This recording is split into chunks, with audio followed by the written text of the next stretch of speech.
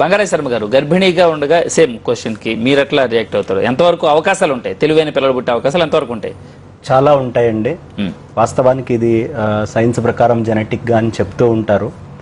అయినప్పటికీ అన్నిటికంటే విశేషం ఏమిటయ్యా అంటే, మనకి పూర్వం అనేకమైన పురాణాల్లో ఇతిహాసాల్లో చెప్పడం జరిగింది. ఈ ప్రహ్లాదుల వారికి నారదుల వారు వచ్చి ఉపదేశం చేశారు, మంత్రోపదేశం కడుపులో ఉండంగానే ఆయన అర్థం చేసుకున్నారు.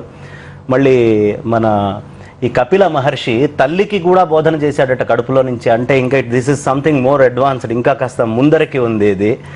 కపిల మహర్షి తన తల్లి అయిన దేవహూతికి చెప్పడము. ఆ తర్వాత అన్నిటికంటే అందరికీ తెలిసింది అభిమన్యుడు కడుపులో ఉండంగానే నేర్చుకున్నాడు అనే విషయాలు చెప్పడము. అయితే దీనికి సంబంధించి నిజంగా వాస్తవానికి 100% నేర్చుకుంటారనేది సత్యము అని చెప్పడానికి ముర్కాఫ్ అండ్ షెరాన్ అనేవాళ్ళు ఒక పుస్తకం, ఒక గ్రంథస్థం చేశారు. దాంట్లో వాళ్ళు ఏం రాశారయ్యా అంటే, తల్లి తన యొక్క కడుపులో తంతున్నప్పుడు ఆ తన్నిన ప్రదేశంలో చేయబెట్టి కిక్మీ అని మెల్లిగా కనుక చెప్తున్నట్లయితే వాళ్ళు మళ్ళీ తిరిగి ఆ ప్రదేశంలో చేయబెట్టినప్పుడు స్పందించి తన్నడము, ఇలాంటివి అనేక రీసెర్చ్లు చేసి వాళ్ళు రాసినవే. ఇది వేదము ఏనాడో చెప్పింది, దీన్ని అంగీకరించి తీరాలి. దీనికి వాళ్ళు చెప్పుకుంటూ కూడా అంచెలంచెలుగా చదువు అనేది ఎలా నేర్పించాలి అనేది కూడా చెప్పారు. కాబట్టి ఖచ్చితంగా ప్రపంచంలోనే బెస్ట్ సెల్లింగ్, అది మన దేశం కాదు ప్రపంచవ్యాప్తంగా ఉన్న పుస్తకాలు అనేక మంది గర్భిణులు చదువుతున్నది.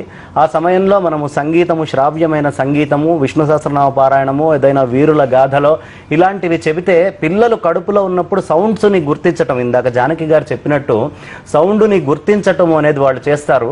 ఎలాంటి సౌండ్స్ అయితే వీళ్ళు ఎక్కువ మర్మర్ చేస్తూ వింటూ దాని మీదే ధ్యాస పెడతారో అలాంటి సౌండ్స్ని బయటికి రాగానే తొందరగా రికగ్నైజ్ చేస్తారు.